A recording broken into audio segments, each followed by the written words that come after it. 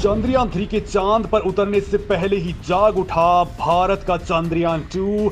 चांद की सतह से भेजी ऐसी क्रांतिकारी जानकारी, एक ही झटके में हिल उठी दुनिया की स्पेस एजेंसियां।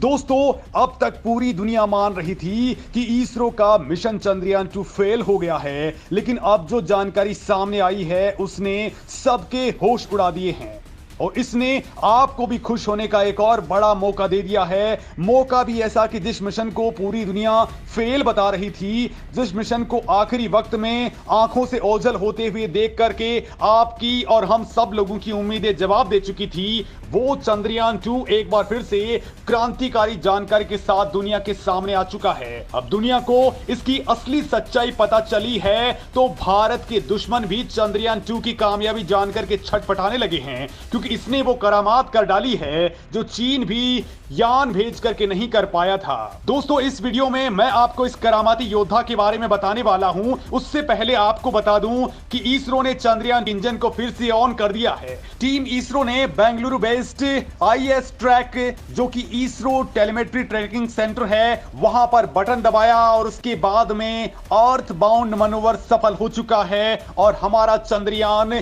71,000 किलोमीटर के पार पहुंच चुका है। दोस्तों, इसी दौरान कुछ ऐसा हुआ है कि वैज्ञानिक खुशी के मारे उछल पड़े हैं। दरअसल दोस्तों, हमारा चंद्रयान 2 एक बार फिर से चंद्रमा के ऊपर जिंदा हो चुका है। दोस्तों, चंद्रयान 2 के 8 उपकरणों ने ऐसी जानकारी दी है कि नासा भी इसे सुनकर के ही दंग हो चुका है, वो सन्न पड़ गया है। तो यूरोपीय स्पेस एजेंसियां भी हैरान रह गई हैं, क्योंकि दोस्तों चंद्रयान 3 के उतरने से ठीक पहले चंद्रयान 2 के ऑर्बिटर ने कुछ ऐसी इंफॉर्मेशन दी है कि आप भी नहीं बल्कि 140 करोड़ भारतीय बाग बाग होने वाले हैं। दरअसल दोस्तों, ये चांद की सतह की हाई रेजोल्यूशन तस्वीरें खींच करके धरती की सतह का नक्शा बना चुका है। ये सतह पर चट्टान और गड्ढों की पहचान कर चुका है, जिससे चंद्रयान 3 को उतरने की सही और एग्जैक्ट लोकेशन का पता चल चुका है। इस पर दोस्तों चांद पर magnesium, aluminium, silicon, calcium, titanium, iron और सोडियम की पहचान कर ली है, उसकी मौजूदगी का पता लगा लिया है। साथ ही दोस्तों, इसने चांद के दक्षिण ध्रुव पर पानी और बर्फ की पहचान भी कर ली है। दोस्तों, इसने चंद्रमा के बाहरी वातावरण को पूरी तरह से स्कैन करके सूरज की किरणों में मौजूद सोलर रेडिएशन की तीव्रता को भी माप लिया है, जो लगातार चंद्रयान 3 के अब काम आ रही है। चंद्रयान 2 के ऑर्बिटर ने चंद्रमा की कक्षा से 100 किलोमीटर की ऊंचाई पर दोस्तों 10,000 से ज्यादा चक्कर लगा लिए हैं और इसी दौरान उसने बहुत बड़ी जानकारियां जुटा ली है। दोस्तों, साल 2008 में भेजे गए भारत के पहले चंद्रयान 1 मिशन ने दुनिया को पहली बार चांद पर पानी होने की जानकारी दी थी और अब जो जानकारी दी गई है उसने तो दोस्तों पूरी दुनिया को हक्का बक्का करके रख दिया है, क्योंकि भारत के चंद्रयान 1 और उसके बाद चंद्रयान 2 के आंकड़ों पर अमेरिकी स्पेस एजेंसी नासा ने भी मुहर लगा दी है। दोस्तों, चंद्रयान 2 को जुलाई 2019 के अंदर ही लॉन्च किया गया था और दोस्तों इसने 6 से 7 सितंबर 2019 की रात को चांद पर उतरने की कोशिश की थी, लेकिन रोवर और लैंडर सेफ लैंडिंग नहीं कर पाए। लैंडिंग से कुछ ही सेकंड्स पहले लैंडर का कंट्रोल रूम से संपर्क टूट गया और इसके बाद संपर्क की सारी कोशिशें बेकार चली गई। लेकिन दोस्तों, ये चांद की सतह पर नहीं उतर पाया, लेकिन कई ऐसी जानकारियां इसने आप दे डाली हैं जो चंद्रयान 3 के लिए पल पल साथ दे रही हैं और इसी के आधार पर वैज्ञानिक लगातार आगे बढ़ रहे हैं। ये ऑर्बिटर चांद के चारों ओर परिक्रमा करते हुए बेहद क्रांतिकारी जानकारियां दे रहा है। ऑर्बिटर ने चांद की सतह पर हाइड्रोक्सिल और पानी के अणुओं का पता लगा लिया है। दोस्तों, इस नई खोज के मुताबिक चांद की सभी प्रकार की सतहों पर हाइड्रेशन एब्जॉर्बर पाया गया है। 29 डिग्री नॉर्थ से लेकर के 62 डिग्री नॉर्थ के बीच में दोस्तों निश्चित तौर पर हाइड्रोक्सिल और पानी के संकेत मिल चुके हैं। चांद के जिस हिस्से में सूरज की रोशनी पड़ती है वहां ऐसे संकेत ज्यादा मिले हैं और दोस्तों बड़ी बात तो यह है कि इसरो ने भी चंद्रयान 3 को इसी जगह पर लैंड करवाने की ठानी है और इसके लिए हमारा यान तेजी के साथ में आगे बढ़ रहा है। दोस्तों, इसी के आधार पर वैज्ञानिक मान रहे हैं कि चंद्रयान 3 बहुत बड़ी खोज करने वाला है, क्योंकि दोस्तों हाइड्रोक्सिल ऑक्सीजन और हाइड्रोजन परमाणु से मिलकर के बनने वाले पानी का वो हिस्सा होता है जो हाइड्रोजन के साथ जुड़कर पानी का एक अणु बनाता है। दोस्तों, पानी बनाने के लिए हाइड्रोक्सिल ही उत्तरदायी होता है।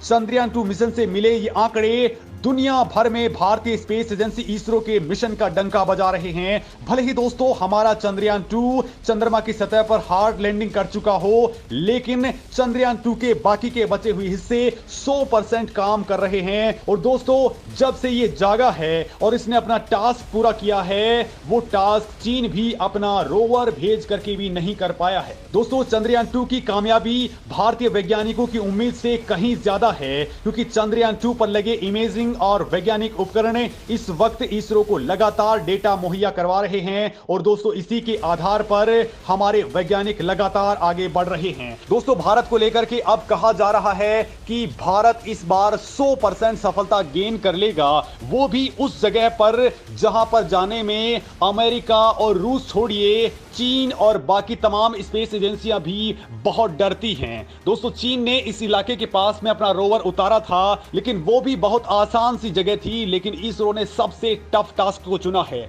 और दोस्तों इसरो का मिशन इस बार हीलियम 3 की खोज करने के लिए सबसे ज्यादा काम करने वाला है। साथ ही इसरो इस बार चांद के ऊपर भूकंपों की जानकारी जुटाने वाला है, जो अपने आप में बहुत बड़ा मिशन होगा। दोस्तों चांद के ऊपर भारत का यान अब 23 अगस्त को उतरने वाला है, और जिस रफ्तार से वो उतरेगा और जिस जगह पर वो उतरने वाला है, वहां के बारे में बिल्कुल पिन पॉइंट लोकेशन और बिल्कुल सेफ लोकेशन चंद्रयान 2 ने ही खोज निकाली है। और दोस्तों 23 तारीख को जिस वक्त ये यान उतरेगा, उस वक्त भी इसके ऊपर चंद्रयान 2 के ऑर्बिटर की पूरी नजरें होंगी, क्योंकि ये साउथ पोल है और साउथ पोल के पास में यानी कि चंद्रमा के फॉर साइड के ऊपर रेडियो सिग्नल्स का पहुंचना बहुत मुश्किल टास्क होता है। लिहाजा दोस्तों इसरो ने वहां पर अपने ऑर्बिटर को पहले ही डिप्लॉय कर दिया है, यानी कि ये बिल्कुल लाइव ट्रैकिंग इसके ऊपर करता रहेगा,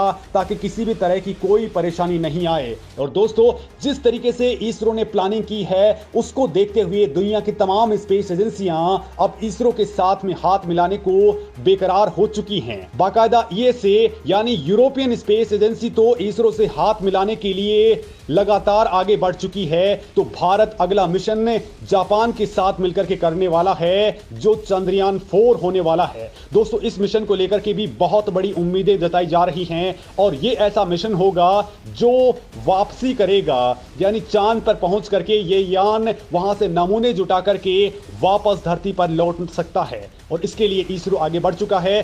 दोस्तों इस मामले में आपका क्या कुछ कहना है, कमेंट करके जरूर बताएं।